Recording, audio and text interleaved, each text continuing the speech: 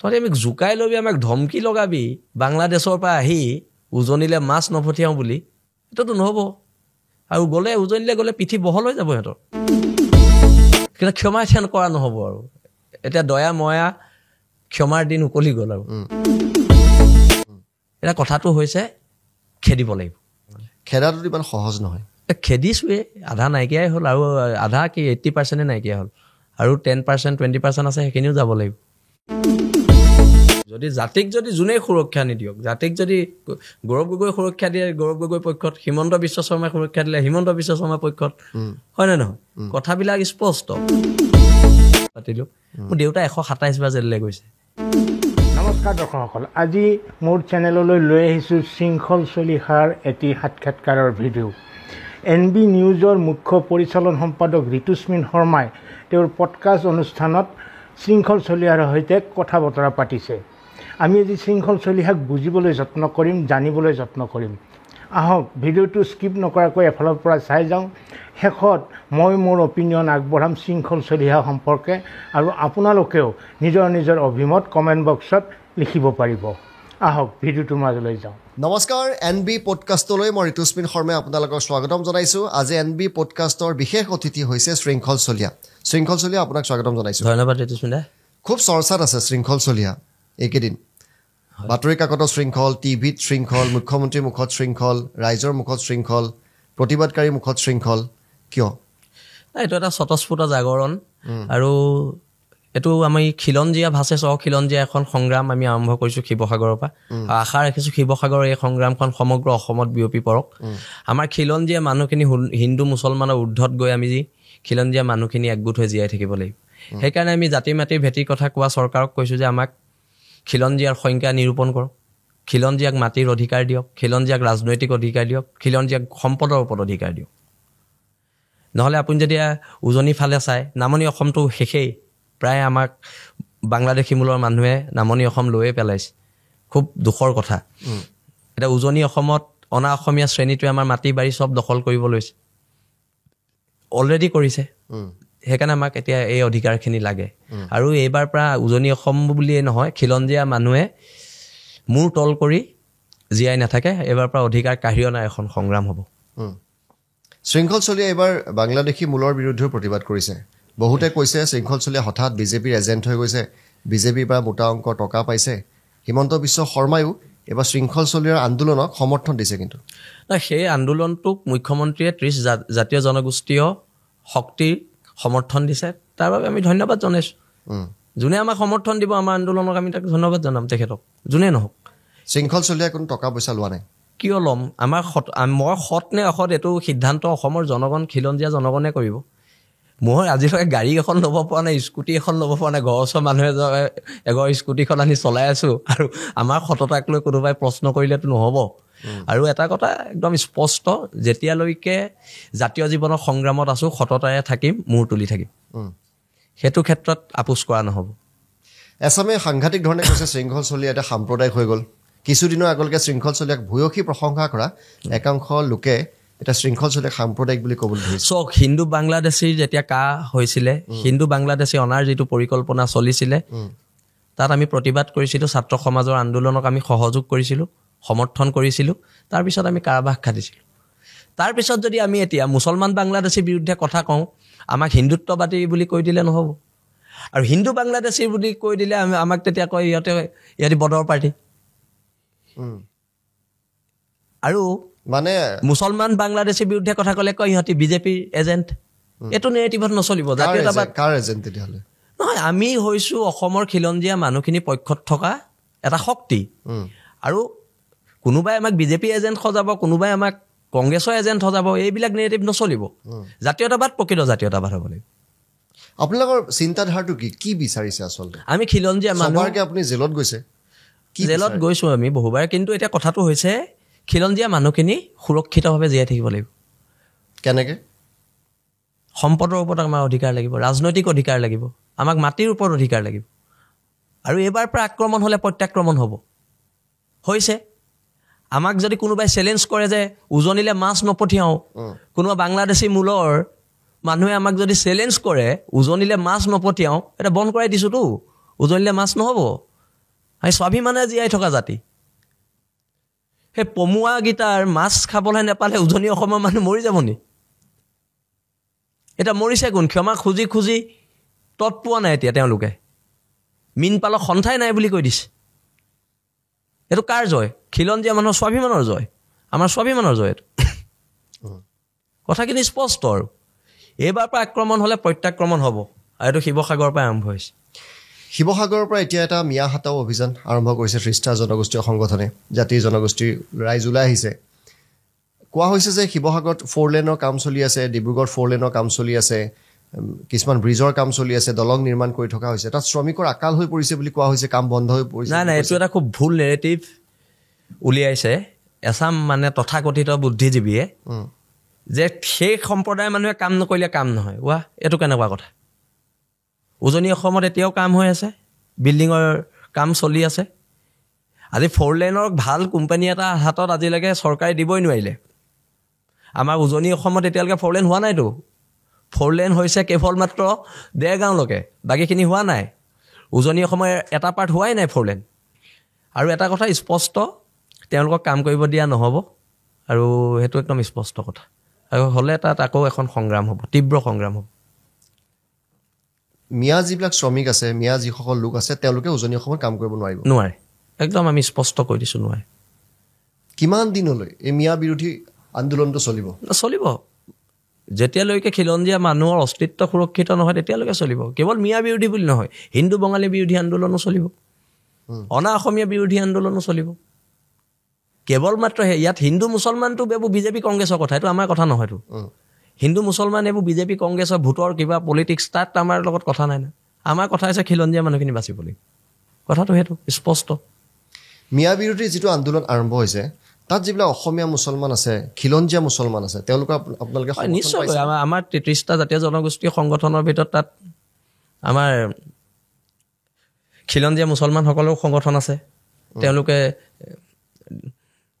গৰিয়ামূৰা পৰিষদ আছে তেওঁলোকে আমাক ছাপৰ্ট কৰিছে তেওঁলোকেও খেদিছে তেওঁলোকক এতিয়া সেইদিনে মোৰ ওচৰলৈ গোৱালপাৰাৰ পৰা দেশী মানুহখিনি আহিছিলে দেশী মুছলমান মানুহখিনি আহি আমাক কৈছে যে বাংলাদেশী মূলৰ মিয়াই আমাৰ পৰা সকলো লৈ ল'লে দাদা আমাৰ একো নাই আমাৰ মাটি নাই আমাৰ ভেটি নাই আমাৰ ভাষা সংস্কৃতি আমাৰ সকলো লৈ ল'লে ইমান দুখেৰে মানুহকেইজনে কৈছে ইমান দুখেৰে কৈছে আৰু মই আপোনাক অনুৰোধ কৰিছোঁ সেই দেশী মানুহসকলৰ যিটো মৰ্মবেদনা আপোনাৰ জৰিয়তে এদিন অসমৰ খিলঞ্জীয়া মুছলমানসকলক যাতে আপুনি দেখুৱাব পাৰে মইতো অনুৰোধ জনাইছোঁ আপোনাক মৰ্মবেদনাখিনি দেখুৱাব লাগিব তেওঁলোকৰ কি হৈছে বুলি কৈছে খিলঞ্জীয়া যিবিলাক মুছলমান আছে খিলঞ্জীয়া মুছলমান মানুহখিনি মাটি বাৰী সকলো মিয়াই লৈ ল'লে নামনি অসমত তেওঁলোক দেশী মানুহ তেওঁ খিলঞ্জীয়া দেশী মানুহ বহু বছৰ পূৰ্বৰ পৰা ইয়াত থকা মানুহ আজি তেওঁলোকৰ ভাষা সংস্কৃতি কৃষ্টি একো নাই মাটি বাৰী বিকি গুচি আহিবলগীয়া হৈছে সেই মানুহখিনি পক্ষত কোন থাকিব সেই দেশী মুছলমান মানুহখিনিৰ পক্ষত কোন থাকিব এই খিলঞ্জীয়া মুছলমান মানুহখিনিৰ পক্ষত কোন থাকিব আমি থাকিম সগৌৰৱে কৈছোঁ আমি থাকিম তেওঁলোকৰ পক্ষত কিন্তু কোনো কাৰণতে ভোটৰ স্বাৰ্থত কোনো দলক বাংলাদেশী মূলৰ মানুহক লৈ ৰাজনীতি কৰিব দিয়া নহ'ব স্পষ্ট কথা ৩০টা জাতীয় সংগঠন বা শৃংখল চলি আহে ৮৩ এটা পৰিৱেশ সৃষ্টি কৰিবলৈ নিশ্চয়কৈ হ'ব যদি কোনো ৰাজনৈতিক দলে আমাৰ কথা নুশুনে ৮৩তকৈ ভয়াৱহ পৰিৱেশ সৃষ্টি হ'ব আকৌ অসমবাসী ৰাইজ ৰাস্তালৈ ওলাই আহিব নিশ্চয় ওলাই আহিছে শিৱসাগৰত হাজাৰ হাজাৰ খিলঞ্জীয়া মানুহ এদিনা ওলাই আহিছে স্বতঃস্ফূৰ্ত জনজাগৰণ ওলাই আহিছে আৰু আহিব আমি প্ৰত্যেকবাৰে ওলাই আহিছোঁ কা আন্দোলনৰ সময়তো ওলাই আহিছে খিলঞ্জীয়া মানুহ সেইদিনা ওলাই আহিছে যেতিয়া আমাৰ খিলঞ্জীয়া মানুহক যদি কোনোবাই দুৰ্বল বুলি ভাবিব আমাৰ সৰলতাক যদি কোনোবাই দুৰ্বলতা বুলি ভাবিব কা আন্দোলনততো মিয়াও ওলাই আহিছিলে চক কা আন্দোলনত যেতিয়া আমি উজনি অসমত কা আন্দোলন কৰিছোঁ কেৱল মাত্ৰ খিলঞ্জীয়া মানুহখিনি ওলাই আহিছে আপুনি এতিয়া চাওক ইমান বিশাল কা আন্দোলন হ'ল এজন অনা অসমীয়া মানুহে আমাক সহযোগ নকৰিলে কাৰণ তেখেতৰ কাৰণে জাতি সিহঁতৰ কাৰণে জাতি গ'লে যাওক কিন্তু জাতি গ'লে আমি ক'ত থাকিম সেইকাৰণে আমাৰ মানুহখিনি ওলাই আহিছে আজি যদি অসমৰ পৰিৱেশ বেয়া হয় বাংলাদেশী মূলৰ মানুহখিনি বাংলাদেশ যাব ৰাজস্থানীখিনি ৰাজস্থানলৈ যাব বিহাৰৰ মানুহখিনি বিহাৰলৈ যাব ৱেষ্ট বেংগলৰ মানুহখিনি ৱেষ্ট বেংগল যাব আমাৰ খিলঞ্জীয়া মানুহখিনি ক'ত যাব আমিতো ইয়াতে যুঁজি থাকিব লাগিব যিমান বহিৰাগত শক্তিৰ বিৰুদ্ধেই নহওক আমিতো ইয়াতে যুঁজিব লাগিব এতিয়া কাৰ জৰিয়তেতো মানুহ অহাই নাই কেইজন মানুহ আহিলে অসমত নাই আহা কিন্তু কথাটো কাখন ভয়াবহ যিটো আমি স্পষ্টকৈ কৈছোঁ কাখন ভৱিষ্যতৰ কাৰণে ভয়াবহ ভৱিষ্যতৰ বিভিন্ন পৰিঘটনাৰ কাৰণে ভয়াবহ এতিয়া বাংলাদেশক যিটো হৈ গ'ল তাৰপিছত অলপ প্ৰব্ৰজনটো ত্ৰিপুৰাৰ ফালে হ'লেই কিন্তু অসমত নহ'লে তাৰ বাবে মই ধন্যবাদ জনাইছোঁ কিন্তু এইটো মানে ভৱিষ্যতৰ কাৰণে কাখন আমাৰ কাৰণে ক্ষতিকাৰক এতিয়া আপোনালোকে মানে দুটা পক্ষৰ লগত যুদ্ধখন চলাই আছে অনা অসমীয়া আৰু মিয়া অনা অসমীয়া আৰু বাংলাদেশী সি হিন্দু হওক মুছলমান হওক অনা অসমীয়া আৰু বাংলাদেশীৰ বিৰুদ্ধে এখন যুদ্ধ এখন খিলঞ্জীয়া আৰু অখিলঞ্জীয়াৰ মাজৰ যুদ্ধ আমি এইটো কোৱা নাই যে হিন্দু বাংলাদেশীকেইটা থাকক হিন্দু বাংলাদেশীকেইটা আমাৰ কাৰণে সিমানেই ক্ষতিকাৰক যিমান মুছলমান বাংলাদেশী আমাৰ কাৰণে ক্ষতিকাৰক আমাৰ কাৰণে আমচু যেনেকৈ আমাৰ কাৰণে ক্ষতিকাৰক আমাৰ কাৰণে বজৰং দলো ক্ষতিকাৰক আমাৰ কাৰণে বিশ্ব হিন্দু পৰিষদো ক্ষতিকাৰক হিন্দু বাংলাদেশীও মাটি বাৰী দখল কৰিছে নেকি দখল কৰিছে 10 ৰুমত হিন্দু বাংলাদেশীয়ে মাটি বাৰী দখল কৰিছে বিভিন্ন জেগাত লাহে লাহে দখলবোৰ আৰম্ভ হৈছে সেইকাৰণে আমি কৈছোঁ যে খিলঞ্জীয়া মানুহ উজনি অসমত লাহে লাহে ইমান হোৱা নাই কিন্তু চেষ্টা কৰি আছে চেষ্টা চলোৱা হৈছে কিন্তু উজনি অসমৰ দল সংগঠন সচেতন হৈ আছে কাৰণে বৰ্তমানলৈকে পৰা নাই কথাবোৰ এনেকুৱা হৈছে আৰু এটা কথা একদম স্পষ্ট এই যুদ্ধখন হিন্দু মুছলমানৰ নহয় এইখন খিলঞ্জীয়া আৰু অখিলঞ্জীয়াৰ যুদ্ধ খিলঞ্জীয়া আৰু বাংলাদেশীৰ যুদ্ধ তাত হিন্দু মুছলমান কোনোবাই ক'লে অনা অসমীয়াৰ বিৰুদ্ধে আপুনি যেতিয়া যুদ্ধ কৰে আপোনালোকে যুদ্ধ কৰে শৃংখল চলিহা তেতিয়া সাংঘাতিক জাতীয়তাবাদ বুলি কয় সাংঘাতিক জাতীয়তাবাদী নেতা মিয়া মুছলমানৰ বিৰুদ্ধে যেতিয়া যুদ্ধ কৰা হয় শৃংখল চলিহা সাম্প্ৰদায়িক বুলি কোৱা হয় এইটো এটা অসমত বনাই দিলে এইবোৰ ৰাজনৈতিক দলবোৰে বনাইছে যাক নিৰ্দিষ্ট কিছুমান ভোট বেংক লাগে এতিয়া কথাবিলাক স্পষ্ট আমি জাতীয়তাবাদ হ'লে পিয়ৰ জাতীয়তাবাদৰ ক্ষেত্ৰত আপোচ নহ'ব পিয়ৰ জাতীয়তাবাদ এইবোৰ কথা মস্তিষ্কৰ উৰ্বৰতা নথকা মানুহে কয় আৰু জাতীয়তাবাদী আমি হয়নে নহয় সেইটো কোনোবা পলিটিকেল লিডাৰে আমাক ক'ব নালাগে সেইটো অসমৰ খিলঞ্জীয়া জনগণে ক'ব খিলঞ্জীয়া জনগণৰ ওচৰত আমি দায়বদ্ধ আমি কোনোবা পলিটিকেল লিডাৰৰ ওচৰত দায়বদ্ধ নি নহয় উজনি অসমত যিটো গৌৰৱ গগৈ এবাৰ বিজয় হ'ল লোকসভা নিৰ্বাচনত এইটো খুব ছিগনিফিকেণ্ট বুলি কোৱা হৈছে আপোনাৰ দৃষ্টিত গৌৰৱ গগৈৰ বিজয়ৰ মূল কাৰণ কি আছিল গৌৰৱ গগৈ বিজয়ৰ একদম মূল কাৰণটো হৈছে অনা অসমীয়া মানুহৰ বিৰুদ্ধে মানে আমাৰ যোৰহাটৰ লোকসভা সমষ্টি খিলঞ্জীয়া মানুহৰ সাংঘাতিক ক্ষোভ আছিল অনা অসমীয়াৰ বিৰুদ্ধে সাংঘাতিক ক্ষোভ আছিলে সেই ক্ষোভৰ কাৰণে গৌৰৱ গগৈক খিলঞ্জীয়া মানুহে ভোট দিছে কিন্তু গৌৰৱ গগৈক কোনো মাৰোৱাৰী সম্প্ৰদায়ৰ মানুহ কোনো বিহাৰী সম্প্ৰদায়ৰ মানুহ কোনো বঙালী সম্প্ৰদায়ৰ মানুহে ভোট দিয়া নাই আৰু কংগ্ৰেছে যদি ভাবিছে যে কংগ্ৰেছ তাত জিকিছে সেইটো ভুল ভাবিছে তাত গৌৰৱ গগৈ জিকিছে এজন খিলঞ্জীয়া যুৱক হিচাপে আৰু জাতীয়তাবাদী পক্ষৰ মানুহৰ ভোটত জাতীয়তাবাদী লোকসকলে কিয় এবাৰ কংগ্ৰেছক ভোট দিলে কাৰণ তাত কেণ্ডিডেট নাছিলে জাতীয়তাবাদৰ কেণ্ডিডেট নাই তাত দুজনেই কেণ্ডিডেট আৰু বাকী কেইজন মানুহ এনেই উঠে আৰু প্ৰত্যেকবাৰে উঠে এই দুজনেই কেণ্ডিডেট এই ক্ষোভটো কিয় সৃষ্টি হ'ল তাত সাংঘাতিক উৎপাত হ'ল অনা অসমীয়া মানুহৰ মাৰোৱাৰী সম্প্ৰদায়ৰ বিহাৰী সম্প্ৰদায়ৰ বেংগলী সম্প্ৰদায়ৰ মানুহৰ তেওঁলোকে যেতিয়া আমাৰ মানুহক মাৰিব ল'লে পিটিব ল'লে মানুহ একত্ৰিত হ'ব ল'লে লাহে লাহে তাৰ পৰিণাম আপোনালোকে শিৱসাগৰত দেখিলে আমি সেইকাৰণে অনা অসমীয়া মানুহখিনিক আপোনাৰ জৰিয়তেও কৈ দিছোঁ আমি সহজ হয় সৰল হয় কিন্তু আমি দুৰ্বল নহয় আৰু দুৰ্বল যে নহয় এইটো আমি প্ৰমাণ কৰি দিছোঁ কেইবাবাৰো আৰু আগলৈ হ'লে আগলৈও প্ৰমাণ কৰিম আমাৰ মানুহক গৌৰৱ গগৈ এই জয়ত আপোনালোকৰ অৰিহণা আছে বুলি কয় যে বীৰ লাচিত সেনাৰ বহু সদস্যই গৌৰৱ গগৈক প্ৰত্যক্ষভাৱে সহায় কৰিছিলে নিৰ্বাচনত কিমান দূৰ সত্য এইটো সহায় কৰিছে আৰু দল সংগঠনে সহায় কৰিছে কাৰণে গৌৰৱ গগৈ জিকিছে দল সংগঠনে সহায় নকৰাহেঁতেন জাতীয়তাবাদৰ যিটো ভোট সেইটো জাতীয়তাবাদৰ ভোটটো কমপ্লিট গৌৰৱ গগৈলৈ ট্ৰেন্সফাৰ হৈছে আৰু সেইকাৰণে গৌৰৱ গগৈ ইমান অসম গণ পৰিষদ বিজেপিৰ লগত থাকিও সেই ভোটটো বিজেপিয়ে নাপালে গোটেই জাতীয়তাবাদী ভোটটো গোটেই এজিপি যিমান মানুহ আছিলে চবেই গৌৰৱ গগৈকে ভোট দি দিলে অসম গণ পৰিষদৰ যিমান মানুহ আছিলে 90%-এ গৌৰৱ গগৈকে ভোট দিছে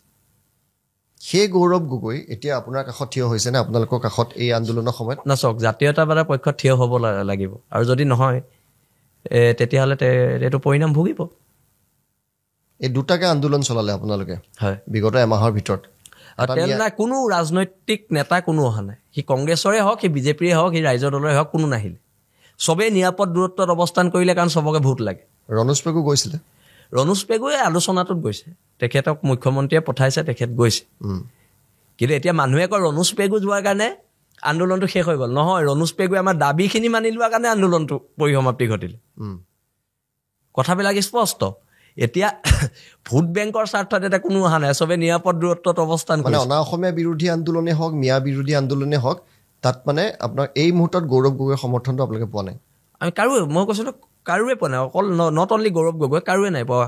অখিল গগৈও নাই পোৱা, গৌৰৱ গগৈও নাই পোৱা, আমি কাৰোৱে নাই পোৱা। বা আমাৰ তাৰ স্থানীয় বিধায়ক হিচাপে সুশান্ত বৰগোহাঁইও নাই পোৱা, কাৰো নাই পোৱা।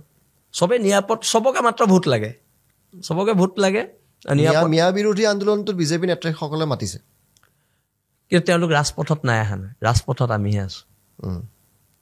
ফেচবুকত লিখি পেলাই বাংলাদেশে খেদিব পাৰিব নি? মই এনে বিজেপিৰ যিখন মহান হিন্দুত্ববাদী নেতাৰ মই কৈছোঁ, আপোনালোকে ফেচবুকত লিখি বাংলাদেশে খেদিব পাৰিব নি? বিজেপি আই টি চেলৰকেইটা হেৰি হিৰো, ফেচবুক হিৰো। বিজেপি যিকেইটা আই টি চেলৰ মানুহ আছে, সিহঁতি ফেচবুকত ৰজা, সিহঁতৰ ওপৰত নাই। কিন্তু ৰাজপথত সিহঁতৰ এটাকো নাই। ধিংকাণ্ড হ'ল, কোনটো বিজেপি নেতা গৈ তাত চিঞৰ এটা মাৰিলে? কোন গ'ল? জাতীয়তাবাদী শিবিৰৰ মানুহখিনি গ'ল, শৃংখল চলিয়া গ'ল। তালৈ মই গ'লোঁ, ইহঁতে আকৌ ফেচবুকত লিখি আছে ধিংকাণ্ড, আমি কি কৰিব, শৃংখল চলিয়া কি কৰিব? যোৱা তোমালোকৰ চৰকাৰ 500 বাছ লৈ নগ'লা কেলে ধিঙলে? নৰেন্দ্ৰ মোদী আহিলে তোমালোকে 5000 বাছ ঠিক কৰা। ধিংকাণ্ডত খিলঞ্জীয়া ছোৱালী এজনী বাংলাদেশী হাতত নিৰ্যাতিত হ'ল, তোমালোকে 500খন 50খন বাছ লৈ নগ'লা কেলে? কিন্তু সিহঁতি ফেচবুকত মানে সিহঁতক চাব আৰু সিহঁতৰ সমান দেশপ্ৰেমিক নাই, সিহঁতৰ সমান ধিংকাণ্ডৰ সময়ত লিখিছিলে যে শৃংখল চলিয়া এটা কোট, শৃংখল চলিয়া কোট। বহুতে কয় যে সেই প্ৰেছাৰটো পাই শৃংখল চলিয়া ধিঙলে। যেতিয়া ধিংকাণ্ড সংঘটিত হৈছে, আমি গম পাই ৰাতিয়ে আমাৰ সংগঠনৰ ল'ৰা তালৈ গৈছে, আৰু যেতিয়া সিহঁতি ফেচবুকত লিখি আছে, তেতিয়া মই গাড়ী লৈ ধিঙলৈ আহি আছোঁ। সিহঁতৰ আৰু মোৰ মাজত পাৰ্থক্য সেইটোৱে। আমি সংগ্ৰাম ফেচবুকত নকৰোঁ, আমি সংগ্ৰাম ৰাজপথত কৰোঁ। তাৰ দুদিন আগতে হিমন্ত বিশ্ব শৰ্মাই এটা ডাঙৰ ষ্টেটমেণ্ট দিছিলে যে শিৱসাগৰবাসীৰ এই আন্দোলনটো সমগ্ৰ অসমবাসীয়ে শিকিব লাগে, য'তে নাৰীৰ ওপৰত অত্যাচাৰ হয় সিংহৰ দৰে গৰজি উঠিব লাগে। এই কথাষাৰো আপোনালোকক বাধ্য কৰালে নেকি যে ধিঙৰ আন্দোলনটোত আপোনালোকে আৰু অলপ? নহয়, আমি খিলঞ্জীয়া ছোৱালী এজনীক কোনোবা বাংলাদেশী মূলৰ মানুহে ৰেপ কৰিব, ঢেকীয়াজুলিতো হৈছে তেনেকুৱা ঘটনা, আগতেও হৈছে। তাত ইমান মানে সজোৰে আপোনালোকক নমা আমি দেখা নাছিলোঁ। তথাপিতো ঢেকীয়াজুলিত হওঁতে আমাৰ ল'ৰা তাত গৈছে, প্ৰতিবাদ হৈছে। কিন্তু এটা কথা স্পষ্ট, এইবিলাক ঘটনাই সমাজখনত বিৰূপ প্ৰভাৱ পেলায় আৰু আমাৰ অস্তিত্বলৈ ভাবুকি আনে। আপুনি এতিয়া ধিঙত গৈ চাওকগৈ, তাত আমাৰ মানুহৰ অস্তিত্বই নাই, অস্তিত্বই নাই আমাৰ মানুহৰ। দাদা মই আপোনাক ক'লোঁ, কেইঘৰমান মানুহ যেনে তেনে জীয়াই আছে। এটা ল'ৰাই কৈছে, যদি দাদা মোৰ ছোৱালী জন্ম হয়, ধিঙৰ এজন খিলঞ্জীয়া ল'ৰাই মোক কৈছে, অসমীয়া মানুহে কৈছে, মই ইয়াত ইহঁতৰ উৎপাতত যদি মোৰ ছোৱালী জন্ম হয় বুলি কৈছে, মই ঘৰ মাটি বিকি ক'বালৈ যাবগৈ লাগিব। ইহঁত মানে বাংলাদেশীৰ উৎপাত চব লৈ ল'লেতো ধিঙত। এতিয়া সেইকাৰণে এখন যুদ্ধ হ'ব, আৰু এবাৰ যুদ্ধখন মুখামুখি হ'ব। বেছি বিপদজনক কোন আপোনাৰ দৃষ্টিত? দুইটাই, হিন্দু বাংলাদেশীও আমাৰ কাৰণে বিপদজনক, মুছলমান বাংলাদেশীও বিপদজনক। দুইটা মূলৰ বাংলাদেশীয়ে আমাৰ কাৰণে বিপদজনক, এটা একদম স্পষ্ট কথা। আৰু ভালকৈ কৈ থকা হৈছে যাবলৈ, উজনি অসম ত্যাগ কৰিবলৈ ভালকৈ কৈ আছোঁ। আৰু যদি কথা নুশুনে তেতিয়া পিটন দিয়া হ'ব। আইন হাতত তুলি ল'ব, আকৌ জেললৈ যাব আপুনি? জেললৈ যোৱাটো ডাঙৰ কথা নহয়, জাতি বচাটো ডাঙৰ কথা। মই জেললৈ যোৱা নোযোৱাটো ডাঙৰ কথা নহয়, জাতি বচাটো ডাঙৰ কথা। আৰু যদি আৰু এইবাৰ নেমানে আৰু পিটন হ'ব। আৰু সেইকাৰণে বাৰে বাৰে 7 দিন সময় দিছোঁ, প্ৰায়খিনি গৈছেই। আমি বাছবিলাকৰ মালিকবোৰে আমাক ফোন কৰিছে যে একদম বাছত জেগা নাইকিয়া হৈ গৈছে, ইহঁতি পলাইছে ইয়াৰ পৰা কৈছে, আৰু পলাব লাগিব, নপলালে আৰু আমি দিগদাৰ কৰিম। 2004-05 চনতো উজনি অসমৰ পৰা এনেকৈ মিয়া পলাইছিলে এটা সময়ত, চব পলাইছিলে। বিহাৰী মিয়া চবকে খেদিছিলোঁ 2004-05 চনত। তেতিয়াও খুব পিটন দিয়া হৈছিলেতো। আৰু এতিয়া কথাটো একদম স্পষ্ট, এইবাৰৰ পৰা আহিবলৈ মানা কৰি দিছোঁ, আৰু আহিলে আৰু দিগদাৰ আছে। আৰু যদি কোনোবাই আমাৰ যদি বদনকেইটাই, আমাৰ আকৌ অসমীয়া মানুহৰ বদন বহুত, আমাৰ যদি বদনকেইটাই আকৌ কামত লগাই, তেতিয়া বদনকেইটাকে প্ৰথম পিটি লোৱা হ'ব। আৰু সেইকাৰণে এইটো কথা আমি একদম স্পষ্টকৈ কৈ দিছোঁ, কোনো বাংলাদেশী উজনি অসমত থাকিব নোৱাৰিব। অসমীয়া মানুহৰ সমৰ্থনটো আপোনালোকক লাগিব, নহ'লে কেৱল পিটন দিম মাৰিম কাটিম এনেকেতো আপোনালোকে সমাধান কৰিব নোৱাৰিব বিষয়টো। ৰাইজৰ সমৰ্থন লাগিব। য়েছ, ৰাইজৰ সমৰ্থন আছে নহয়। এতিয়া বস্তুটো কি হৈছে গম পায়, মাজে মাজে দুই এচাত দিয়া প্ৰয়োজনীয়তা আহিছে। আমাৰ সৰলতাটো সিহঁতি দুৰ্বলতা বুলি ভাবি আছে। আমি যে অতিথি পৰায়ণ, আমাক সেইকাৰণে সিহঁতি দুৰ্বল বুলি ভাবি আছে। সেইকাৰণে মাজে মাজে দুই এচাত দি থাকিব লাগিব। কাৰণ আমি 17 বাৰ মোগল পৰাস্ত কৰা জাতি, শৌৰ্য বিজয়ৰ এটা মহিয়ান জাতি, আৰু সেই জাতিটোৰ ওপৰত বাৰে বাৰে আক্ৰমণ কৰি থাকিব। আমাৰ মাটি বাৰী কোনোবাই কাঢ়ি ল'ব, আমাৰ সকলোখিনি কাঢ়ি ল'ব। আমি ঘৰত বহি ফেচবুকত লিখি থাকিলেতো নহ'ব। ৰাজপথত বিহাৰীসকলেতো টকা দি অসমীয়াৰ পৰা ক্ৰয় কৰিছে মাটি।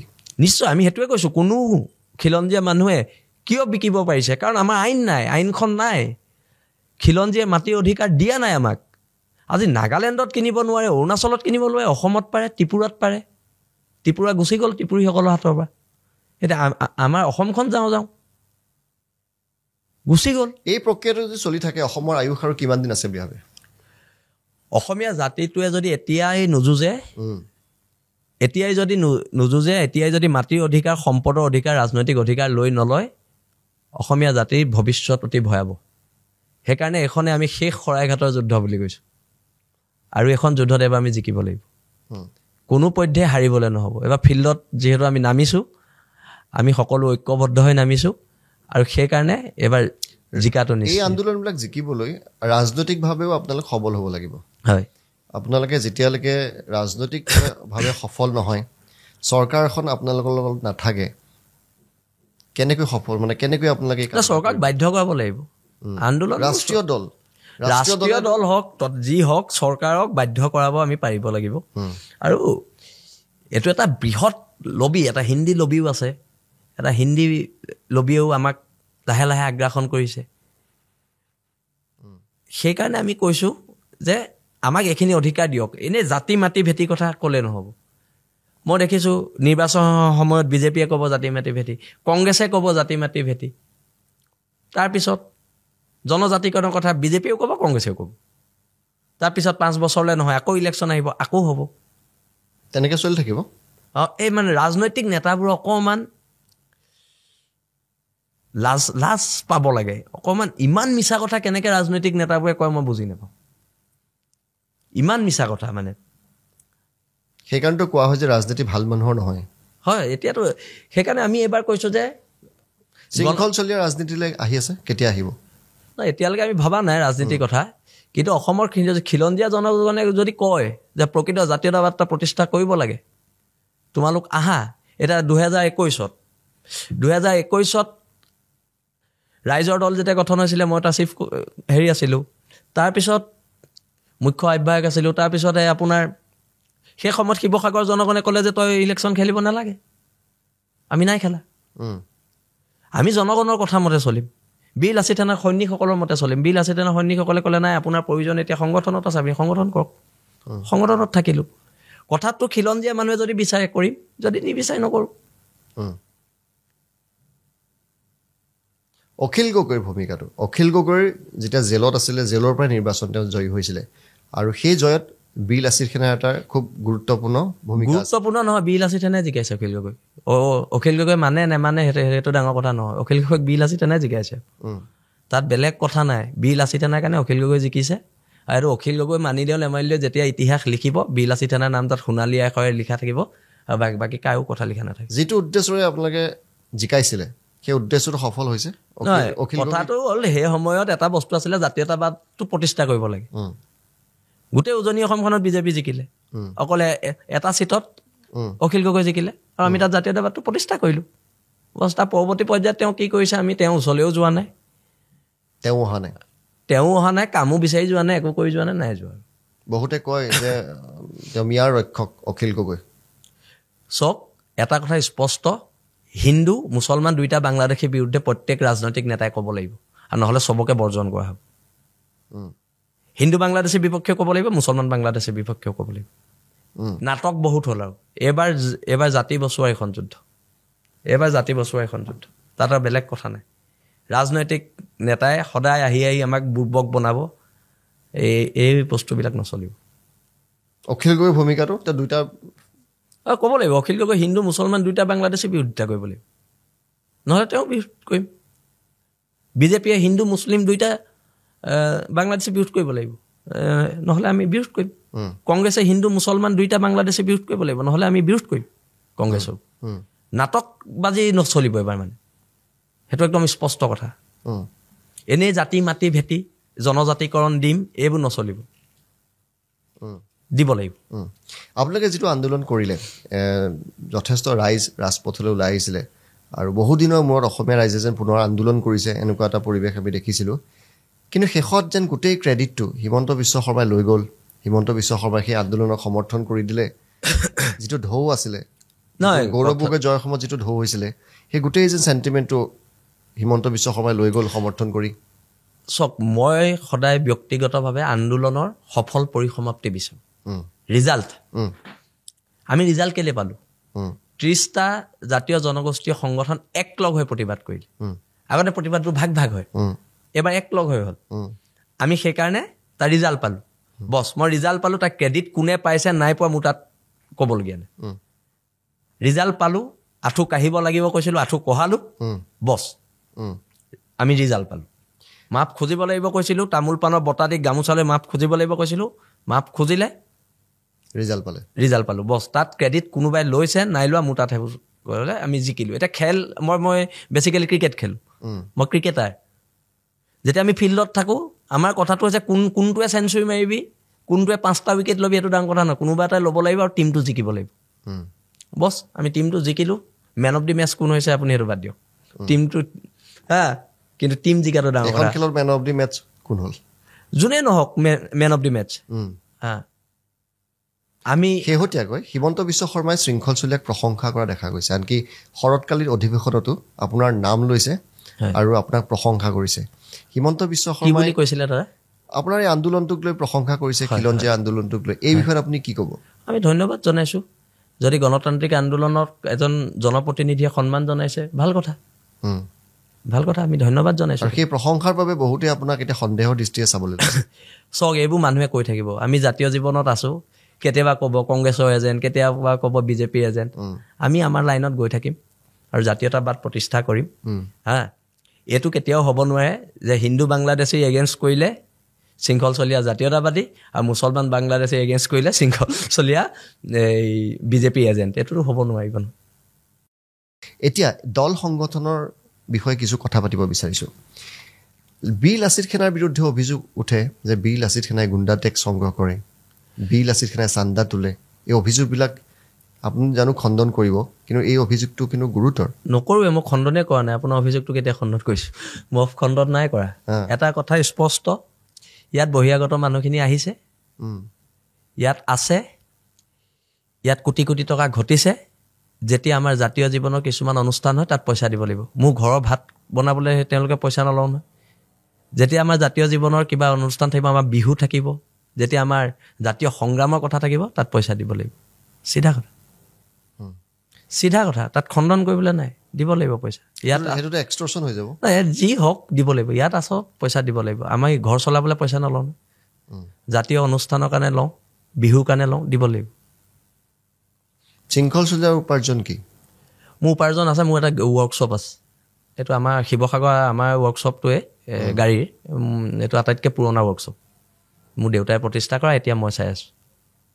তাৰ বাহিৰে একো? তাৰ বাহিৰে মোৰ গেৰেজ এটা আছে। আল্টিমেটলি ক'বলৈ গ'লে মই মেকানিকৰ ল'ৰা, ময়ো এতিয়া মেকানিকেই।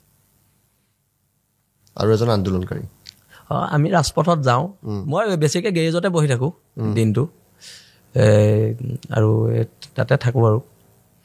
এই সকলোবিলাক কথা পাতিলোঁ, কিন্তু আমি অসমীয়া জাতি সফল হ'বলৈ হ'লে বজাৰখনো আমাৰ হ'ব লাগিব, পথাৰখনো আমাৰ হ'ব লাগিব। এই দিশত দল সংগঠনে শৃংখল চলীয়া কেতিয়াবা চিন্তা কৰিছে? নিশ্চয়কৈ। কেনেকৈ কৰিব? এতিয়া চাওক, আমি 2016 চনৰ পৰা বহুত ডিচি চেঞ্জ হৈ গ'ল। ডিচি অফিচত গৈয়ে আছোঁ, আমাক মাটি দিয়ক, খেতি কৰিবলৈ মাটি দিয়ক, বেছিও নাই খোজা, 30-40 বিঘা বা 50 বিঘা মাটি দিয়ক। আমাক আজিলৈকে সেই সময়ত সৰ্বানন্দ সোণোৱাল মুখ্যমন্ত্ৰী থাকোঁতেও নিদিলে, এতিয়া হিমন্ত বিশ্ব শৰ্মা থাকোঁতেও নিদিলে। আমি কৈছোঁ আমাক মাটি দিয়ক। আমি এখন আদৰ্শ কৃষি পাম আমি গঢ়ি দেখুৱাম অসমৰ জনগণক। সদায় বিপ্লৱৰ এটা বিন্দু থাকে, বিন্দুটোৰ পৰা বিপ্লৱ আৰম্ভ হয়। এটা বিন্দু লাগিব, কিন্তু চৰকাৰে আমাক সহায় নকৰে। চৰকাৰে সহায় নকৰে, আৰু চৰকাৰে সহায় নকৰাৰ কাৰণে আজিলৈকে আমি এই অৰ্থনৈতিক বিপ্লৱটো যিটো আপুনি কৈছে। কিন্তু আৰু এটা নেৰেটিভ মই আপোনাক দাদা কৈ দিছোঁ, এনেকুৱা এটা মাজতে প্ৰচাৰ চলোৱা হ'ল যে সন্দেহযুক্ত বাংলাদেশীয়ে কৰা মাছ আৰু পাচলি নহ'লে উজনি নচলে। সেইটো এইকেইদিনত ভুল প্ৰমাণিত হ'ল। উজনিত এতিয়া মাছেই মাছ, অন্ততঃ মানুহে নগাঁও মাছ নেখায়, বহুত শান্তিত আছে। বৰ বিহ দিয়া মাছ নেখায়, শান্তিত আছে।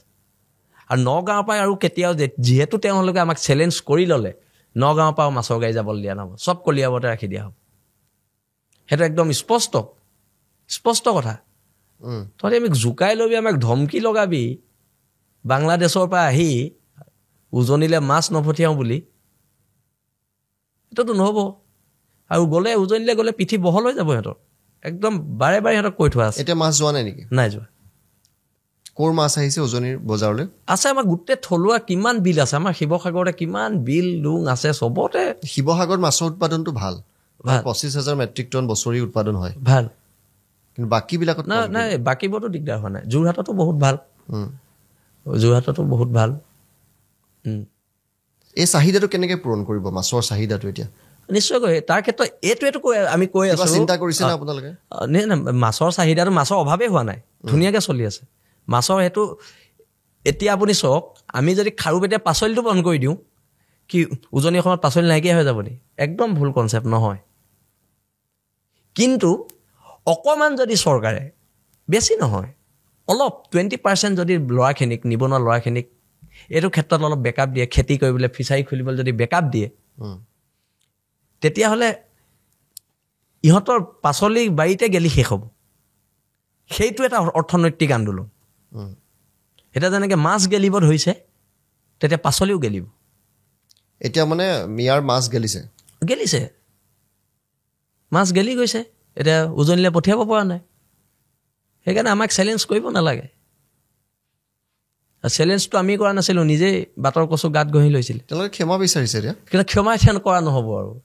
এতিয়া দয়া ময়া ক্ষমাৰ দিন উকলি গ'ল আৰু। এতিয়া ক্ষমা নহ'ব আৰু। বহুত ক্ষমা কৰিলোঁ তহঁতক, এতিয়া ক্ষমা নহ'ব। একাংশ বুদ্ধিজীৱীয়ে আপোনালোকৰ মিয়া বিৰোধী আন্দোলনটোৰ ঠিক বিৰোধিতা কৰিছে, কৈছে, ডক্টৰ হীৰেণ গোহাঁইৰ দৰে বুদ্ধিজীৱীয়ে কৈছে যে চিনাক্ত নকৰাকৈ মিয়াক খেদাটো খুব ভুল হৈছে। চাওক, মই হীৰেণ গোহাঁই ছাৰক সন্মান কৰোঁ, বহুত সন্মান কৰোঁ। তেখেতৰ জ্ঞানৰ বিশালতাক মই সন্মান কৰোঁ, তেখেতৰ জ্ঞানৰ গভীৰতাক মই সন্মান কৰোঁ। কিন্তু যিবোৰ বস্তু আমি দেখিছোঁ এতিয়া, আৰু চিনাক্তকৰণ, কিবাকৰণ, এইবিলাক কৰি কিবা লাভ আছে জানো? সিহঁতে নিগাজী হৈ লোৱাৰ পিছত এতিয়া কথাটো হৈছে খেদিব লাগিব। এইবিলাক কথা নহয়, তাৰমানে খেদাটো ইমান সহজ নহয়। খেদিছোৱে, আধা নাইকিয়াই হ'ল, আৰু আধা কি 80% নাইকিয়া হ'ল, আৰু 10% 20% আছে, সেইখিনিও যাব লাগিব। এই আন্দোলনটো এনেকুৱা হ'ব নেকি যে এইটো পানীৰ বুৰবুৰণিৰ নিচিনা, আজি উঠিলে? নাই, কেতিয়াও নহয়। আমাৰ 30 তাৰিখে মানে অক্টোবৰ 30 তাৰিখ, অক্টোবৰ 30 তাৰিখে শিৱসাগৰত প্ৰায় 2 লাখ মানুহৰ খিলঞ্জীয়াৰ এখন গণসমাৱেশ হ'ব। 2 লাখ? হয়, আমি আশা ৰাখিছোঁ 2 লাখ মানুহ হ'ব। আৰু তালৈ আমি আপোনালোকক নিমন্ত্ৰণ দিম, আপোনালোক নিশ্চয়কৈ আহিব। আৰু অসমৰ প্ৰত্যেক প্ৰান্তৰ খিলঞ্জীয়া মানুহে আমাৰ লগত যোগাযোগ কৰিছে সেইদিনা শিৱসাগৰত উপস্থিত থাকিম বুলি। এতিয়া অসমীয়া এনেকুৱা হৈছে যে নিউক্লিয়াছটো কেৱল শিৱসাগৰে হৈ যাব নেকি? অসম বুলি ক'লে এটা সময়ত শিৱসাগৰখনে থাকি যাব নেকি? নহয়, শিৱসাগৰৰ পৰা আন্দোলনটো আৰম্ভ হওক। আমি গৈছোঁ শিৱসাগৰৰ পৰা আন্দোলন হৈ সমগ্ৰ অসমত বিয়পিব, আৰু শদিয়াৰ পৰা ধুবুৰীলৈ এক যাত্ৰা হ'ব, খিলঞ্জীয়াৰ অধিকাৰ বিচাৰি এক যাত্ৰা হ'ব। আৰু সেই যাত্ৰাই বাংলাদেশী বিৰোধী আপোনালোকে যাত্ৰা ধুবুৰীত কৰিব পাৰিব? কেলৈ নোৱাৰিম? ধুবুৰীত থকা খিলঞ্জীয়া মানুহখিনিক লৈ কৰিম। যুদ্ধ হ'লে দেখা যাব ধুবুৰীত। সংগ্ৰামবোৰ এনেকৈ নহয়, কাৰোবালৈ ভয় খাই নহ'ব, কাৰোবালৈ ভয় খাই নহ'ব। আৰু এতিয়া আপুনি ধুবুৰীতে চাওক, হিন্দু বাংলাদেশী, মুছলমান বাংলাদেশী প্ৰায় সমান সমান। অকণমান মুছলমান বাংলাদেশী বেছি, হিন্দু বাংলাদেশী অলপ কম, কিন্তু হিন্দু বহুত কম। খিলঞ্জীয়া হিন্দু কম, হিন্দু বঙালী বহুত আছে। খিলঞ্জীয়া হিন্দু মানুহ কম, সেইটো বেলেগ কথা।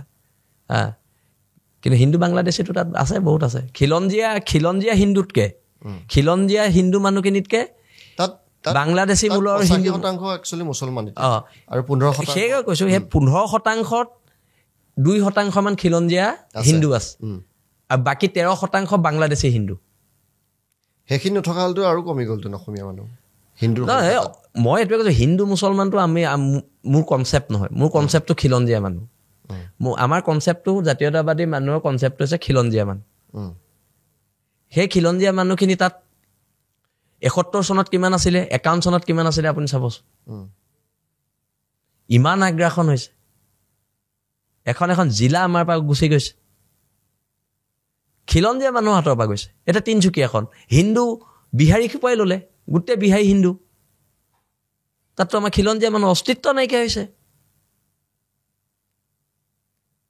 কথাটো সেনেকুৱা সেইকাৰণে আমাক হিন্দু মুছলমানৰ হাৰি তোলে যোনে যোনে নিবলৈ চাইছে তেওঁলোকক আমি স্পষ্টকৈ কৈ দিছোঁ যে এইবিলাক থাৰ্ড ক্লাছ কথা আপোনালোকে অসমৰ জনগণক বিভ্ৰান্ত নকৰিব শেহতীয়াকৈ আলফাৰ সমৰ্থন আপোনালোকে পাইছে নিষিদ্ধ ঘোষিত সংগঠন এই ক্ষেত্ৰত কি ক'ব থলগিৰি মানুহ চব লগ হৈছে তেতিয়াও মই পৰেশ বৰা ডাঙৰীয়াক কৈছোঁ যে এখন আলোচনাৰ প্ৰয়োজনীয়তা আছে যদি মধ্যস্থতাকাৰী ভূমিকা আমি ল'ব লাগে আমি ল'ম কিন্তু আপুনি আলোচনালৈ আহক আপোনাক এতিয়া অসমত প্ৰয়োজন হৈছে পৰেশ বৰাক অসমত প্ৰয়োজন হৈছে নিশ্চয়কৈ আহক আমাৰ ভূমি অধিকাৰৰ ক্ষেত্ৰত মাত মাতক আমাৰ খিলঞ্জীয়া অধিকাৰৰ ক্ষেত্ৰত মাত মাতক ৰাজনৈতিক অধিকাৰ সম্পদৰ অধিকাৰ এইখিনিৰ ওপৰত মাত মাতক খিলঞ্জীয়া সংজ্ঞা এটা নিৰূপণ হওক আমি এই কথাখিনি চিন্তা কৰি আছোঁ অসমীয়াৰ কথা পাতিব বিচাৰিছোঁ অসমীয়া জাতিটোৰ বাবে অসমীয়া জাতি সঁচাকৈ সংকট আৰু স্বয়ং মুখ্যমন্ত্ৰীগৰাকীয়ে কৈছে যে নুমাব ধৰা এটা চাকি হৈ পৰিছে অসমীয়া জাতি এই জাতিটোক এতিয়া পুনৰ উদ্ধাৰ কৰিবলৈ এই জাতিটো সগৌৰৱে থিয় হৈ থাকিবলৈ আপোনালোকৰ দৃষ্টিত কি কৰা উচিত চাওক ৰাজনৈতিকভাৱে প্ৰথম আমি সুৰক্ষিত হ'ব লাগিব ৰাজনৈতিকভাৱে সুৰক্ষিত নহ'লে জাতি এটা দৃষ্টি থকা খুব দিগদাৰ আৰু অৰ্থনৈতিকভাৱেতো কথাটো আছেই কিন্তু এটা কথাটো হৈছে আজি অসমত এজন কৃষিমন্ত্ৰী আছে অন্তত আপুনি যদি বেলেগ ডিষ্ট্ৰিক্ট নালাগে আপুনি অকল শিৱসাগৰক লৈ মই কৈছোঁ আপুনি যদি শিৱসাগৰত ভালকৈ এটা ছাৰ্ভে কৰায় শিৱসাগৰত ইমান মাটি পৰি আছে শিৱসাগৰত কৃষি বিপ্লৱৰ কাৰণে বহুত উপযোগী মাটি পৰি আছে কিন্তু শিৱসাগৰত এটা জলসিঞ্চনৰ ব্যৱস্থা নাই একো নাই আমাৰ ল'ৰাখিনিক চৰকাৰে অন্তত খেতিৰ ব্যৱস্থাটো কৰি দিয়ক আমাৰ মানে আপুনি অসমীয়া ল'ৰাখিনি খিলঞ্জীয়া ল'ৰাখিনিৰ কাৰণে কৰি দিয়ক আমাৰ কাৰণে এইখিনি যদি আপোনালোকে কৰি দিয়ে এটা অৰ্থনৈতিক বিপ্লৱ আহিব যুগ যুগান্তৰলৈ আপোনালোকৰ নাম লিখা থাকিব ইতিহাসত কিন্তু এই কথাবিলাক নকৰে হিমন্ত বিশ্ব শৰ্মাৰ ওপৰত আপোনাৰ কিমান আশাবাদী চাওক আমি এই 30 জাতীয় জনগোষ্ঠী সংগঠনৰ যিখন আমাৰ খিলঞ্জীয়াৰ সমাৱেশ হ'ব আমি তাত যিখন মেমৰিয়াম প্ৰস্তুত কৰিম আমাৰ দাবী চনত প্ৰস্তুত কৰিম সেইখন আমি হিমন্ত বিশ্ব শৰ্মাক দিম আৰু যদি তেখেতে মানি লয় ৱেল এণ্ড গুড নেমানিলে তেতিয়া বিজেপি বিৰুদ্ধাচৰণ কৰা হ'ব সেইটো স্পষ্ট কথা আপোনালোকে যি ধৰণৰ কথা কৈ আছে অসমীয়া জাতি এটা সংকটত অসমীয়া জাতি নুমাব ধৰিছে একেধৰণৰ জাতীয়তাবাদী কথা বতৰা হিমন্ত বিশ্ব শৰ্মাই কিন্তু কৈ আছে হয় হয়তো প্ৰথমগৰাকী মুখ্যমন্ত্ৰী যি মুকলিকৈ কৈছে যে অসমীয়া জাতি সংকটত আছে ইয়াৰ আগতে আমি শুনা নাছিলোঁ মুখ্যমন্ত্ৰীগৰাকীৰ মুখত অসমীয়া জাতি কেতিয়াবা সংকটত অসমীয়া জাতি শেষ হৈ যাবলৈ ওলাইছে এই ধৰণৰ কেতিয়াও কথা শুনা নাছিলোঁ জাতীয়তাবাদী সংগঠনসমূহে যেনেধৰণৰ কথা কয় ঠিক সেই ধৰণৰ কথা বতৰা সেই ধৰণৰ সুৰত কথা বতৰাবিলাক এতিয়া ক'বলৈ আৰম্ভ কৰিছে অসমৰ মুখ্যমন্ত্ৰীগৰাকীয়ে আমি এইটো পজিটিভ চাইন বুলি ভাবিছে নেকি নিশ্চয়কৈ যদি জাতিক যদি যোনেই সুৰক্ষা নিদিয়ক জাতিক যদি গৌৰৱ গগৈ সুৰক্ষা দিয়ে গৌৰৱ গগৈ পক্ষত হিমন্ত বিশ্ব শৰ্মাই সুৰক্ষা দিলে হিমন্ত বিশ্ব শৰ্মাৰ পক্ষত হয়নে নহয় কথাবিলাক স্পষ্ট আৰু এটা কথা খালি মুখেৰে ক'লে নহ'ব কামেৰে কৰিব লাগিব আমাক খিলঞ্জীয়াৰ সংজ্ঞা খিলঞ্জীয়াৰ ভূমি অধিকাৰ খিলঞ্জীয়াৰ ৰাজনৈতিক অধিকাৰ খিলঞ্জীয়াৰ সম্পদৰ ওপৰত অধিকাৰ এইকেইটা আমাক লাগিব এই হিমন্ত বিশ্ব শৰ্মা চৰকাৰখনক আপুনি 10ৰ ভিতৰত কিমান নম্বৰ দিব কাম কাজত যে এইকেইটা কাম আমি বেয়া পাইছোঁ এইকেইটা কাম আমি ভাল পাইছোঁ চব জাতীয়তাবাদৰ পক্ষত তেওঁ যিটো ষ্টেণ্ড লৈছে সেইটো আমি ভাল পাইছোঁ আৰু যদি অনাগত দিনত তেখেতলোকে মই কাম কাজৰ খাতিয়ান নিদিওঁ মই জাতীয়তাবাদৰ ক্ষেত্ৰখনিৰ কথা কওঁ আৰু আপোনালোকে যদি আমাক এই অধিকাৰখিনি যিখিনি আমি বাৰে বাৰে কৈ আছোঁ 30টাকে জাতীয় জনগোষ্ঠীয় সংগঠনে এই অধিকাৰখিনি যদি আমাক দিয়ে তেতিয়াহ'লে অসমীয়া জাতিয়ে তেওঁক কেতিয়াও নাপাহৰে চিৰকালৰ বাবে মনত ৰাখিব একদম চিৰকালৰ বাবে তেখেতক মনত ৰাখিব যেনেকৈ গোপীনাথ বৰদলৈ অসমখন পূব পাকিস্তানলৈ যোৱাৰ পৰা বচালে যেনেকৈ আজিও গোপীনাথ বৰদলৈ সেই কথাত সকলোৱে সৰু আমি শ্ৰদ্ধাৰে যেনেকৈ ভীমবৰ দেউৰীৰ কথা আমি সৰু শ্ৰদ্ধাৰে যেনেকৈ আমি হেম বৰুৱাৰ কথা শ্ৰদ্ধাৰে সোঁৱৰোঁ, ঠিক সেইদৰে হিমন্ত বিশ্বৰ নামো তেতিয়া পিছৰ প্ৰজন্মই ৰাখিব, মনত ৰাখিব। আজি গোটেই আলোচনাটোত আমি 30টা জাতীয় সংগঠনৰ কথা পাতি আছোঁ, ক'ৰবাত 32টা জাতীয় সংগঠন। মই ভাবোঁ আজিৰ এই অনুষ্ঠানটোৰ আটাইতকৈ দামী প্ৰশ্নটো মই এতিয়া আপোনাক সুধিবলৈ গৈ আছোঁ, কেইজনমান মানুহ আছে, অসমীয়া জাতি নাই, এনেকুৱা এটা সৰু জাতি জীয়াবলৈ 32টা 30টা সংগঠনৰ প্ৰয়োজন আছেনে জাতীয় সংগঠনৰ? নাই, ইয়াত চাওক, জাতীয় সংগঠনবিলাকৰ কেতিয়া জন্ম হয়, যেতিয়া কিছুমান জাতীয় সংগঠনে আন্দোলনবিলাক নাটক কৰিবলৈ লয়, তেতিয়া ক্ষোভত বেলেগ বেলেগ জাতীয় সংগঠনৰ জন্ম হয়। কোৰ্টৰ মুখত ধৰ্ণা দি 60-70 বছৰত ছাত্ৰ হৈ আন্দোলন কৰিলে অসমৰ জনগণে বিশ্বাস নকৰিব নহয়। কোৰ্টৰ মুখত ধৰ্ণা দি অধিকাৰ কাঢ়িব পাৰিনি? অধিকাৰ ৰাজপথত কাঢ়িব লাগিব। ফিল্ডৰ মাজত হো হা চিঞৰি আন্দোলন কৰিলে সেই আন্দোলনৰ পক্ষত অসমৰ জনগণ যাবনি? গোটেই পৃথিৱী দালাল আন্দোলনৰ সময়ত গোটেই পৃথিৱী দালাল মখাই ভাষণ দিলে বিজেপিৰ এজেণ্ট সোপাই, তাত কিয় এজন ভাল বুদ্ধিজীৱীয়ে ভাষণ নিদিলে? সম্পূৰ্ণ পৰিকল্পিতভাৱে আন্দোলনখন ৰাজপথৰ পানী ফিল্ডত সোমোৱা হ'ল। এইবিলাক কথা অসমৰ জনগণে চাই আছেতো। যি ধৰণৰ এটা পৰিৱেশ কৰা হৈছিলে, গোটেই গুৱাহাটী জ্বলাই দিয়া হৈছিলে, ৰাজহুৱা সম্পত্তি সাংঘাতিক ধৰণে ধ্বংস কৰি দিয়া হৈছিলে, দুখ লগা এটা পৰিৱেশো কৰি থোৱা, সেইটোও কিন্তু বেয়া হৈছিলে। তাৰ বাবেও বহুতে কয় যে আমি ৰাজপথৰ পৰা গৈ ষ্টেফৰ্ডৰ দৰে 5জন গৈ সৰু ল'ৰা মৰি গৈছে। গতিকে আন্দোলনটো সেইবাবে আন্দোলনটো ছাত্ৰ আন্দোলনটো যিটো মুভমেণ্ট হৈছিলে, সেই মুভমেণ্টটো সম্পূৰ্ণ গণতান্ত্ৰিক আছিলে, সম্পূৰ্ণ হিংসাত্মক ৰূপ কেতিয়া ল'লে? হিংসাত্মক ৰূপ পিছত এইবোৰ দুষ্কৃতিকাৰী সোমাইছে। এতিয়া এটা আন্দোলন যেতিয়া এনেকুৱা বৃহৎ গণ আন্দোলন হয়, তাত চৰকাৰো কিছুমান এজেণ্ট সোমাই সিহঁতে এইবিলাক কাম কৰে। এতিয়া আপুনি যিমানখিনি ল'ৰাক আন্দোলনৰ সময়ত এৰেষ্ট কৰিছিলে বিভিন্ন গোচৰ লগাই, এই আমুকৰ পৰা পইচা লৈছে তামুকৰ পৰা পইচা লৈছে এৰেষ্ট কৰে, চব ল'ৰাই কিন্তু মই খবৰ ৰাখিছোঁ চবেই দোষমুক্ত ঘোষণা হৈছে। মই নিজেও দোষমুক্ত হ'লোঁ সেইদিনা। এতিয়া কথাটো হৈছে, এই কামবোৰ কোনে কৰিছিলে? এই কামবোৰ চৰকাৰী মানুহে কৰিছিলে। আৰু সেইকাৰণে আমি আন্দোলন হিংসাত্মক হোৱাটো নিবিচাৰোঁ, কিন্তু ৰাজপথত আন্দোলনটোক ছাত্ৰ ছাত্ৰীয়ে কৰা আন্দোলনটোক কিয় ফিল্ডলৈ নিলে, তাত আমাক লৈ প্ৰশ্ন আছে, আমাৰ ডাঙৰ প্ৰশ্ন আছে।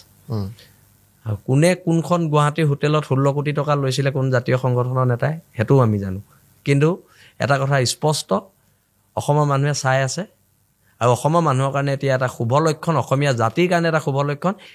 আগতে ভাগ ভাগ হৈ থকা আন্দোলনবিলাক এতিয়া 30টা জাতীয় জনগোষ্ঠীয় সংগঠনে উমৈহতীয়া মঞ্চ কৰিব নোৱাৰে নেকি? 30টা জাতীয় সংগঠন নকৈ এটা সংগঠন, অসমীয়া, আমি সকলো অসমীয়া, আমাৰ এটা সংগঠন। নিশ্চয়কৈ পাৰি, কিন্তু চবৰে ডিমাণ্ডবিলাক বেলেগ বেলেগ আছে। এতিয়া মৰাণ জনগোষ্ঠীসকলে ST বিচাৰি আছিলে, তাই বিচাৰি আছে, সকলোৱে ST বিচাৰিছে। এতিয়া তেওঁলোকৰ অকণমান জাতীয় সংগঠনতকৈ দাবীবোৰ পৃথক হয়। তথাপিতো চব লগ হৈছে, খুব ভাল। আমি এখন পতাকাৰ তলতে লগ হৈছোঁ, এটা আমব্ৰেলাৰ তলত লগ হৈছোঁ, আৰু এইটো খুব শুভ লক্ষণ। ইয়াৰ ফলাফল শিৱসাগৰে পাইছে, উজনি অসমে পাইছে, বাংলাদেশী মুক্ত হৈছে উজনি অসম। উজনি অসমত অনা অসমীয়াৰ দপদপনি কমি গ'ল, আঁঠু ল'বলগীয়া হৈছে। সেইটো হৈছে ঐক্যবদ্ধতা, এটা আমব্ৰেলাৰ তলত থকাৰ কাৰণে এইটো বস্তু হৈছে। আৰু সেই শিৱসাগৰৰ পৰা যিটো আন্দোলন আৰম্ভ হৈছে, আজি কেইদিনমান পূৰ্বে ডিব্ৰুগড়তো সেই গণবিক্ষোভ কাৰ্যসূচী গ্ৰহণ কৰা হৈছে। এই আন্দোলনটো আপুনি নামনি অসম, মধ্য অসমৰ বিভিন্ন প্ৰান্তলৈ আপোনালোকে লৈ যাব নিশ্চয়। সেই পৰিকল্পনা সম্পৰ্কে আপুনি এতিয়া জনাব পাৰিবনে? কেনেকৈ নিব, কি কৰিব? সেইটো আমাৰ অতি শীঘ্ৰে শদিয়াৰ পৰাই আৰম্ভ কৰিম বুলি ভাবিছোঁ। শদিয়াৰ পৰা ধুবুৰীলৈ এটা খিলঞ্জীয়াৰ মানে জনজাগৰণ যাত্ৰা বুলি। আৰু এইটো এতিয়া আমি মানে কাৰ উদ্যোগত হয় এই বিষয়টো আকৌ আলোচনা এটা কৰিব লাগিব, কিন্তু এটা জনজাগৰণ যাত্ৰা হ'ব। আৰু সেইবোৰ বাঘবৰ, মন্দিয়া, বৰপেটা, গোৱালপাৰা, ধুবুৰী, নিশ্চয়। বৰপেটালৈ মোক মাতিয়ে আছে, মই বৰপেটা যাব পৰা নাই। বৰপেটা, গোৱালপাৰা মাতি আছে, নিশ্চয়কৈ যাম। তাৰ খিলঞ্জীয়া মানুহখিনিক লগ কৰিম, যাম। বাঘবৰো যাম, জনিয়াও যাম। শৃংখল চলিহাৰ ব্যক্তিগত জীৱনলৈ আহিছোঁ। যিহেতু এটা পডকাষ্ট, আমি কিছু ব্যক্তিগত কথা বতৰা পাতোঁ। শৃংখল চলিহাই দুদিনমানৰ পূৰ্বে, বেছিদিন হোৱা নাই, আপুনি বিবাহ পাশত আবদ্ধ হৈছে। আপুনি প্ৰায় জেলত গৈ থাকে, আপোনাৰ ঘৰত একো নকয়? মোৰ মা সাহসী মহিলা, মোৰ সহধৰ্মিনীও সাহসীয়ে বাৰু তাই। আৰু মই বিয়া পতাৰ আগতেই তেওঁলোকৰ ঘৰৰ সকলোকে কৈ দিছোঁ মোৰ কিন্তু ৰাস্তাটো অলপ বেলেগ মাজে মাজে জেল চেল গৈ থাকিব লাগিব তাৰ কাৰণে যদি সাজু আছে মই তেতিয়াই বিয়া পাতিম তেতিয়া সাজু আছে থকাৰ কাৰণে বিয়া পাতিলোঁ মোৰ দেউতা 127 বাৰ জেললৈ গৈছে অসম আন্দোলনৰ সময়ত আৰু মায়ে এইবিলাক দেখি দেখি অভ্যস্ত মানে 1979ৰ পৰা এই 2024লৈকে ঘৰলৈ পুলিচে আহি আছে আপুনি বুজিছেনে মানে এটা মানে সেইদিনা মায়ে কৈছে 20 বছৰমান দেউতাক বিচাৰি লাষ্ট 10 বছৰ তোক বিচাৰি পুলিচে আহি আছে মানে আমি জাতীয়তাবাদৰ এখন কঠীয়াতলি আমাৰ ঘৰখন আৰু সেইকাৰণে মানে জাতীয়তাবাদৰ ক্ষেত্ৰত কোনোবাই আমাক আৰু কথা ক'বলৈ আহিলে অলপ খং উঠে কাৰণ আমি সৰুৰ পৰা জাতীয়তাবাদ দেখিছোঁ জাতীয়তাবাদ শুনিছোঁ দেউতাহঁতৰ মুখত অসম আন্দোলনৰ কাহিনী শুনিছোঁ আৰু তাৰপিছত আৰু কোনোবাই নম্ৰ ভদ্ৰ জাতীয়তাবাদ জেলত থকা দিনবিলাকত জেলত যেতিয়া আপুনি থাকে হয় তেতিয়া ভাবেনে ভুল কৰিলোঁ মই জেলত থাকিব নাই মই জেলত থাকিলে খুব কিতাপ পঢ়োঁ সেইকেইদিন ৰিলেক্স হওঁ আৰু ভালেই হয় মানে কি কেইদিনমান অকণমান কিছুমান মানুহে কয় জাতিক ভাল পোৱা অসমীয়া মানুহে কয় যে শৃংখল চলিয়া আচলতে কিছু ক্ষেত্ৰত সংযম হ'ব লাগে এই ঘপককৈ কাৰোবাৰ মুখত থু পেলাই দিছে এতিয়া চাওক মই আপোনাক তাতে এটা প্ৰশ্ন কৰিছোঁ 3 তাৰিখৰ দিনা সেই যে কৈছিলে আমি থু পেলাইছোঁ বুলি সেই কেছটোত আমাক দোষমুক্ত ঘোষণা কৰিছে কোৰ্টে কোৰ্টে কৈছে আমি থু মৰা নাই কিন্তু কিছুমানে কৈ আছে আমি থু মাৰিছোঁ এতিয়া কোৰ্টক মানুহে গুৰুত্ব দিব কোৰ্টৰ ৰায়টোক গুৰুত্ব দিব নে কাক গুৰুত্ব দিব মোকতো কোৰ্টে কৈ দিলে আপুনি থু মৰা নাই বুলি মোক চাৰ্জশ্বিটত নাম নাই কিন্তু তাৰ কাৰণে জেল খাব লগা হ'ল জেল খাইছোঁ এইটো বেলেগ কথা কিন্তু এতিয়া কোৰ্টৰ ৰায়টোকতো কোনো অৱজ্ঞা কৰিব নোৱাৰে হয়নে নহয় সেইটোৱে কথা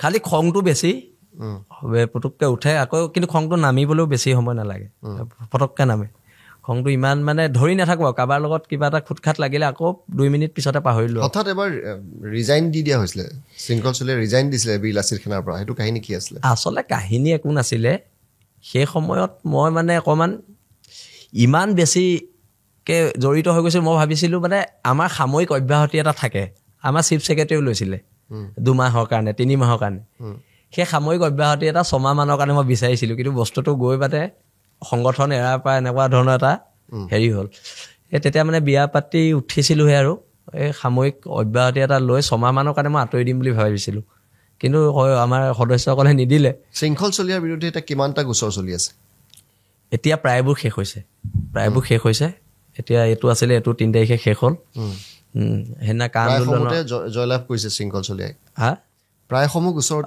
মই চব গোচৰে ভুৱা আছিলে এতিয়া আন্দোলনৰ চব গোচৰৰ পৰা ন্যায়ালয়ে দোষমুক্ত কৰিলে সেইখিনিয়ে চৰকাৰে সহায় কৰিছে নেকি ক্ষেত্ৰত চৰকাৰে ক'ত সহায় কৰিব চৰকাৰে আমাক জেলত ভৰাবলৈ আছে সহায় কৰিবলৈতো নাই আমি গৌৰৱ গগৈ লুৰিণ গগৈ অখিল গগৈ ইয়াৰ বিৰুদ্ধে হিমন্ত বিশ্ব শৰ্মাৰ হাথিয়াৰ হ'বলৈ গৈ আছে শৃংখল চলিহা আমি ৰাজনৈতিকভাৱে এতিয়ালৈকে একো চিন্তা কৰা নাই আৰু মোৰ কথাটো হৈছে কি জাতীয়তাবাদৰ কথা যোনে ক'ব আমাৰ খিলঞ্জীয়া মানুহখিনি ক'লে যোনেই ক'ব তেওঁৰ পক্ষতে আছোঁ তেওঁলোকৰ পক্ষতে থাকিম হিমন্ত বিশ্ব শৰ্মাই এতিয়া কৈ আছে এইবিলাক কথা তেওঁ কৰি দেখুৱাওক তেওঁ পাৱাৰত আছে এতিয়া গৌৰৱ গগৈ ক'ব পাৰিব যে আমি ক্ষমতাত আহিলে কৰিম এওঁ ক্ষমতা আছে এওঁ কৰি দেখুৱালে হয় হয় নে কৰি দেখুৱালে আপুনি তেওঁৰ লগত আছে নিশ্চয় কৰিব গোটেই অসমীয়া জাতিটো থাকিব মই বুলি কি কথা আছে অসমীয়া গোটেই খিলঞ্জীয়া মানুহখিনি থাকিব তেওঁৰ পক্ষত আপোনাক আৰু সময় নলওঁ শৃংখল চলিয়া আপুনি শিৱসাগৰৰ পৰা আহিছে অনুষ্ঠানটোৰ কাৰণে আজি আপুনি আকৌ শিৱসাগৰলৈ যামগৈ অশেষ ধন্যবাদ জনাইছোঁ যথেষ্ট কষ্ট কৰি আপুনি শিৱসাগৰৰ পৰা আহিছে 2 দিন পূৰ্বে আপোনাৰ দেউতাৰ শ্ৰাদ্ধ হৈ গৈছে শ্ৰাদ্ধ শেষ কৰি আপুনি ইয়ালৈ আহিছে অশেষ ধন্যবাদ থাকিল দাদা কেতিয়াবা আপোনাক আমি আমন্ত্ৰণ জনাম নিশ্চয় দাদা নিশ্চয় আৰু সেয়া আছিল শৃংখল চলিয়া যথেষ্ট কথা পাতিলোঁ ব্যক্তিগত জীৱনৰ কথাও পাতিলোঁ আৰু ইয়াৰ লগে লগে NB নিউজৰ আজিৰ পডকাষ্টৰ পৰা মই ঋতুস্মিন শৰ্মা বিদায় লৈছোঁ নমস্কাৰ দৰ্শকসকল শৃংখল চলিহাক নজনা মানুহ অসমত হয়তো নাই বিভিন্ন সময়ত বিভিন্ন কথাত প্ৰতিবাদ কৰি তেওঁ বহুবাৰ জেলো খাইছে ইতিমধ্যে বিহংগম দৃষ্টিত তেওঁৰ কথাবিলাক শুনাৰ পিছত কিবা উগ্ৰবাদী চৰিত্ৰৰ মানুহ যেন লাগে কিন্তু বিশ্বৰ ইতিহাসত বিভিন্ন দেশত হোৱা খিলঞ্জীয়াসকলৰ দুৰ্দশাৰ বিষয়ে জানিলে আপোনালোকে শৃংখল চলিহাক নমস্কাৰ দিব লাগিব পৃথিৱীৰ বহু দেশত খিলঞ্জীয়াসকল অস্তিত্বৰ সংকটত পৰিছে কিছুমান আৰু কিছুমান নিশেষ হৈ গৈছে প্ৰব্ৰজিত লোকৰ উৎপাতত আমাৰ অসমতো ইতিমধ্যে খিলঞ্জীয়াসকলে বিভিন্ন দিশত নিজৰ অধিকাৰ হেৰুৱাবলৈ উপক্ৰম হৈছে, বহু ক্ষেত্ৰত হেৰুৱাইছে। এইখিনি সময়তে যদি শৃংখল চলিহাৰ দৰে লোক ওলাই নাহে তেনেহ'লে অসমৰ খিলঞ্জীয়া লোকসকল হয়তো এদিন সময়ৰ গৰ্ভত নিশ্চিহ্ন হৈ যাব। কেতিয়াবা কেতিয়াবা শৃংখলৰ উগ্ৰতাই আমাক অস্বস্তিত পেলালেও কিন্তু শৃংখল চলিহাৰ দৰে মানুহ আজি অসমত বিশেষভাৱে প্ৰয়োজন হৈছে। আপুনিও যদি প্ৰকৃত অসমীয়া আৰু খিলঞ্জীয়া অসমীয়া তেনেহ'লে নিশ্চয় শৃংখল চলিহাক আপুনি বেয়া পাব নোৱাৰে। আপোনালোকেও আপোনালোকৰ অভিমত কমেণ্ট বক্সলৈ গৈ লিখক। আজিলৈ এৰিছোঁ। ভিডিঅ'টো শেষলৈকে চোৱাৰ বাবে ধন্যবাদ।